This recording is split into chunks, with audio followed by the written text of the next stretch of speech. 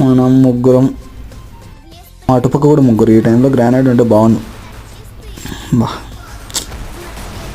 రే ఆగండి రే, ఇంత అగ్రెసివ్గా ఉన్నారు ఏంద్రా?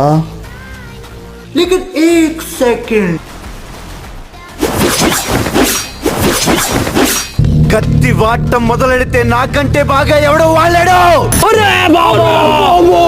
నా శత్రువు అయినా కూడా ప్రభాస్ అన్న డైలాగ్ యాడ్ చేసి మంచి కట్అవుట్ ఇచ్చాడు ఆడికి. వేస్ట్గా ఇలా చెప్పాను లేదు, అలా వచ్చావురా నువ్వు. నువ్వేంది ఒకరిని కొట్టంగానే అందరిని కొట్టగలను అనుకుంటున్నావు ఏంది?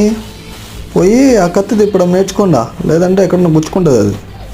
నువ్వంత హార్ష్గా మాట్లాడుతుంది, నేను ఫీల్ అవుతాను.